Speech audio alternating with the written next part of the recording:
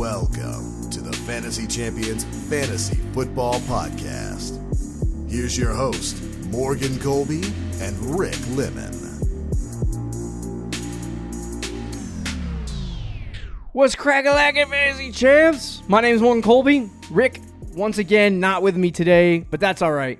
He'll be back next week on Monday. We'll be back together full time. This week, I was gone for like 2 days, so I wasn't able to record at normal time, so we just broke up the episodes this particular week. But we still wanted to bring you some content for week 3. And these are guys we're going to talk about today that you need to get in trades. You have to trade for these 5 players going into week 3 and headed into the future. This is where you start building teams. I talked about this on the last show, it being one of my favorite things to do in fantasy football in team construction. You know, you have the draft, you have the waiver wire, you have trades. This year, it seems like the waiver wire kind of a dud. I haven't really found anyone that is going to be super elite. One guy that I see that could probably break onto the scene a little bit, Braylon Allen, after last night's performance. But I think it's going to be tougher for you to build your team by just choosing to go through the waiver wire and just through the draft, because there are going to be moments where you're going to need to make trades and make things happen. So building your team isn't just for the draft, isn't just for the waiver wire. It is also for trades. And it's one of my favorite things to do. So let's talk about some trades that you can make this week to improve your team and your standing in the league that you're in. Before we do that, please follow us on Twitter, Instagram, Facebook, TikTok. Just type in the FF Champs of Fantasy Champs. You'll find us. You'll be able to hear all the latest content that we have for the show. So just follow us over there. If you're listening on Apple Podcasts, Spotify, Stitcher, or on the other podcasting platforms, please leave a review. Share this pod with your friends. If you're watching on YouTube, subscribe. Click the bell for notifications, like, and comment down below any questions you have for us. Really excited to get into what we have to talk about today. And hopefully I'll get you in and out really quick so that you can be ready for your week, as I think this show is launching on Sunday. So, make some Sunday morning trades, man. Go and try to make. Sometimes it takes me a little bit where I need to bake a trade, where I'm like sitting there mixing a trade together all week. So hopefully you've been doing that already. But here's 5 guys that you have to trade for going into week 3. And that is number 1, Brandon Aiyuk. Now, this one's bad. I was actually kind of, reviewing some of the numbers and some of the fantasy football numbers that we have, and Brandon Aiyuk being what he it was kind of tough seeing how he performed early in the season. Week 1, he only had 60% snap percentage. He had 5 targets, 2 catches, 4 fantasy points, and then he had 8 fantasy points on 87% snap percentage, which is an improvement, but still only 5 targets, then 4 catches. So he has not been a great player in fantasy football so far to start. And after paying him an obscene amount of money and then just to not use him is asinine for the 49ers. So reports are that the 49ers are going to give him a little bit more work and that he should see more involvement as the season goes along. And so I think for Brandon Aiyuk, if you are looking at him right now and you're discouraged, I would suggest holding him and making sure that you don't jump the gun, because there have been starts to the fantasy season for guys that haven't been great. Legitimately, last year you saw, obviously Brandon Aiyuk had 32 points week 1, but then he had 7 and then nothing in the following 2 weeks. I think he missed the week 3 against the Giants last year, but there are going to be bad games for every player, and sometimes those bad games happen early in the season and all of a sudden they break onto the scene. It is disappointing and discouraging from Brandon Aiyuk to see these terrible numbers and to see that the team isn't even really trying to get him the ball. I would say San Francisco's offense really hasn't been like top-notch yet. They look a little rusty. They look like they're just trying to get their boots underneath them. And once they get into a groove, I think Aiyuk is a really, really good play for fantasy football. But because he's had these tough performances to start the season, it leads me to believe that you probably could go out and make a trade for a guy. And this is a guy that when he's playing at his highest level and at his peak efficiency, he is a wide receiver 1 in fantasy football, and he's a top 12 guy. And so it's like, I would take the risk on trading for Brandon Aiyuk to go get a, quote, top 12 guy and add him to your fantasy roster, just out of sheer speculation and interest to see if he can continue to be that wide receiver 1, which I think he's going to be. So it's probably going to be cheaper for you if you try to go get him now, because if he has a big week against the Rams, like, I mean, what are we doing here? You know what I mean? Against the Rams or the Patriots the next coming weeks, if he goes out and he just explodes, you're going to be like, oh, I should have traded for him. Whereas right now he only scored 12 fantasy points in 2 games, and you can go to that fantasy owner and say, listen, you know, you're on the struggle bus. It looks like you need a running back. Here's a running back, or, you know, you're on the struggle bus. Here's some better wide receiver that you can get. But I think for me right now, a buy low candidate would be Brandon Aiyuk, trying to see if you can take advantage of, you know, the person that has him on their team right now and buying low on Brandon Aiyuk. So go out and get Brandon Aiyuk. I think his target share will increase. His snap percentages clearly did, and I think the San Francisco offense will start to improve. Debo also, by the way, complete side note, Debo might also be missing some time, is what I heard. I think he's healthy. He's good. Oh, and he's doubtful this week. So you're going to have your boy Brandon Aiyuk in the starting lineup this Sunday. Go out and get Brandon Aiyuk. Try to get him in a trade before things go negative. Number 2, Jayden Reed. We talked about Jayden Reed a little bit last week, so I won't spend a million minutes talking about Jayden Reed. But he did, like I said, have that disappointing week that we were talking about that he might have. You know, he had 6 targets, 4 catches. He was the wide receiver 1 on the week in week 1. He looked ridiculously good in the time that they gave him. He looks like their wide receiver 1, and he looked explosive. And has had 72% of the snaps. This past week, he decreased in snap percentage, but he also only got 2 targets for 2 catches and 9 yards. And he's going up against the Tennessee defense that has been actually good against the wide receiver position so far. Hope maybe it'll continue, maybe it won't, but Malik Willis being at quarterback is definitely hamstringing the efficiency of the passing offense, and guys like Jayden Reed, Romeo Doubs, Christian Watson, and Dontavion Wicks are all kind of feeling the effects of that. You're not going to see massive performances from Jayden Reed, at least in my opinion, until Jordan Love gets back. So why not take that time while Jordan Love is out to go try to pick up as much Jayden Daniels stock as you can? Because if you can get him kind of on the down low, like after a 6-point week, maybe the owner's getting discouraged. After another bad week, maybe they're like, you don't know what to do. You can go get Jayden Reed. And I think Reed could break onto the scene and become a really good fantasy player like he was in week 1 and continue to do that. He does have a really good schedule down the stretch. But I want to see him play more. Obviously this week and as weeks go along, but with Jordan Love, he was ridiculously good. And if and when Jordan Love does come back this year, right, Jayden Reed would go back to what he was doing week 1, maybe not as efficient, but still really good. And he can be maybe a low-end wide receiver to a high-end low-end wide receiver 1 to a high-end wide receiver 2. And you got him pretty much for nothing because he was disappointing in fantasy matchups because Malik Willis has not been good. So get Jayden Reed right now. I don't know if I'll talk about him again until, he starts going off. But get Jayden Reed now before Jordan Love gets back and before the fantasy performances start to tick up for him. Because when they do, I guarantee you're not going to be able to get him. So he's another kind of receiver that I'm buying low on. The next player, though, not a buy low. This is a buy high. This is a guy that I think has a chance, if healthy, when on the field, to be absolutely insanely good for fantasy football. And Rick has talked about him as having a potential season like CJ 2K. He's the running back 3 on the season so far. He was one of my favorite draft selections in the second round if he was able to fall to me this year. I wasn't able to snag him just based on the sheer my draft selection, where it was like Devin Achane was going late second round.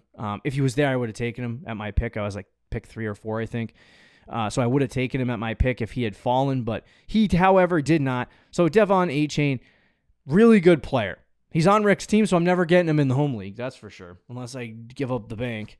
But Achane's insanely efficient, insanely explosive, and I don't even really care if he gets 22 rushing attempts.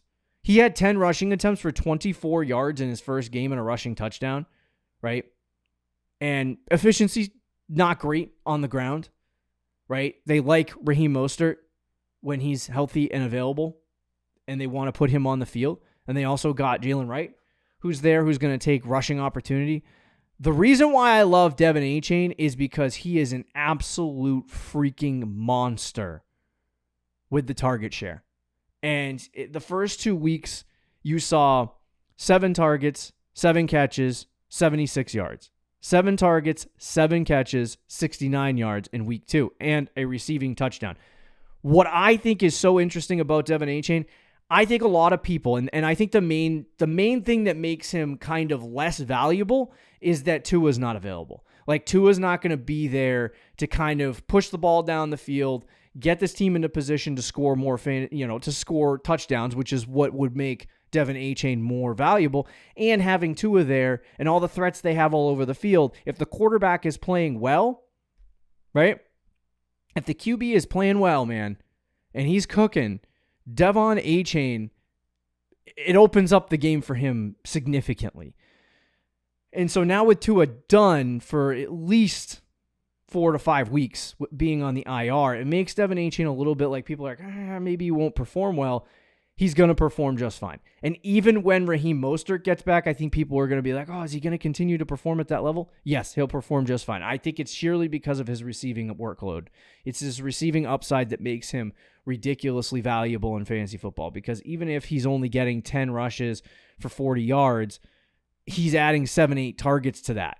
And it's like, if he catches 6-7 passes, you're talking about 40 yards is 40 yards, but he ends up with 10 fantasy points just on that, and you're not including the receiving yards. And if the receiving yards are in the 40 to 50, yard range, you're talking about a guy that can get 60 to 80 yards per game, only rushing it 10 times. So I think Achane has a significant floor that makes him much more valuable than the ceiling that he provides. And I think that he's going to be an RB1. I personally think if he continues to play the way that he does and they continue to give him workload similar to this, like Mostert comes back and he continues to get 15 to 20 carries a game, you're talking about a player that could have a monstrous season and be the running back 1 in all of fantasy football. And I think that's what Achane's ceiling is for this year. But because of the floor that he gives you, it makes him really valuable for fantasy football. And even with Tua being out and the offense likely being less efficient than they've been, I think Achane's going to be fine, and he'll probably put up 15 to 20 fantasy points pretty much every week because of that target share that he's been getting. Now, if the target share does decrease because something changes with the new quarterback coming in here and target share doesn't decrease for him a little bit, that would be bad. But I would project that that's not going to happen, considering that if you have these quarterbacks that typically backup quarterbacks coming in trying to figure things out, they typically try to just do the easy stuff, and that's throw it to the tight end, throw it to the running back, throw short stuff. But I think that's what they're going to try to do with Skylar Thompson, and I think Achane's going to benefit from that. So I would try to go out and get Devon Achane, maybe use that Tua's not the starting quarterback anymore, the offense is going to be less efficient argument with him, and kind of try to maybe scare the Devin Achane owner into believing that, I don't want to go out and get him, and then go out and acquire Devin Achane. Love Devin Achane, though. Got a really high ceiling. Another guy that I have here at the running back position, though, Rhamondre Stevenson. Now, Stevenson has already played football for week 3, so you can't even get a trade to go through Sunday. So like this one's more into the early next week conversation after Sunday, going into Monday, maybe Tuesday. But Rhamondre, I think right now you should start courting the Rhamondre owner to get maybe some valuable information on what he would be interested in selling Rhamondre for, because the Patriots offense is abysmal. And I live in New England, so my entire fantasy league watches the Patriots every Sunday, so they see the abysmal play. They know that the team's not good. And I think for the most part, a lot of people don't think the team is good. In weeks 1 and 2, Rhamondre had 46 rushing attempts. 46 rushing attempts. He had 78% snap percentage week 1, 72% snap percentage week 2, and then going into week 3, he only had 46% snap percentage. The Pats fell behind very early in the game against the Jets on Thursday Night Football, and that led to the poor performance here because they had to start passing the ball more. But there was a key moment in the third quarter where Rhamondre fumbled it.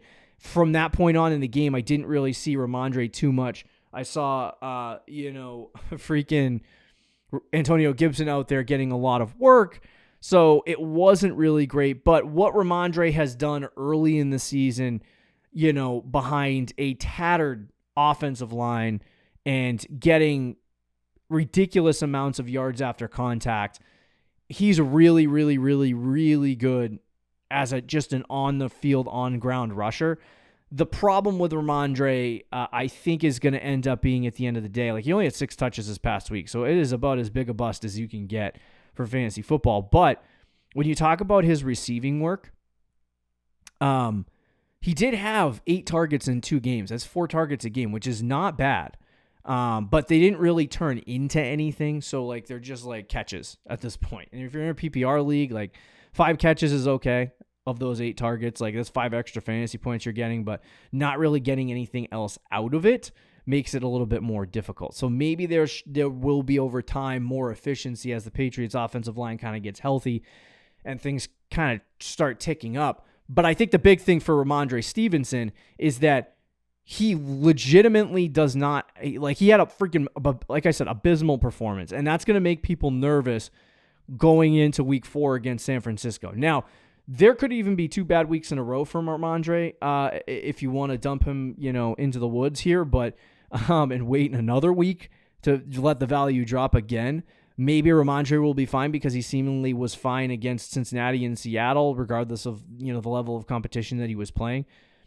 But San Francisco is going to be a really interesting team going up against next week in 10 days. So for me, I'm looking at Rhamondre Stevenson and thinking he didn't perform well this week. The Patriots offense blows.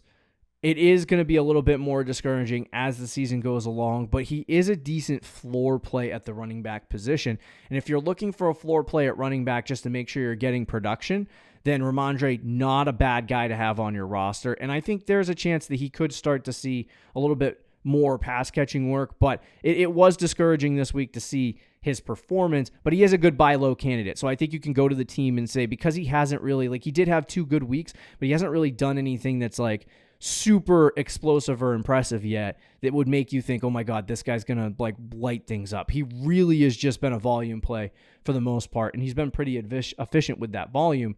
But now that he's had a bad week, I think maybe the owner thinks that, oh, well, this is real Rhamondre and he's going to have these games and the ride is over. And if that's the case, you can run out, get Rhamondre kind of on the sly, get him on the cheap, and get him on your team, especially if you're looking for running backs. This is somebody I'm going to be targeting this week, just in that context of I don't have a ton of running backs. I have a ton of wide receivers, and the team that has them has a lot of running backs. So, a guy that I can reach out to say, hey, listen, let's make a fair deal and call it a day.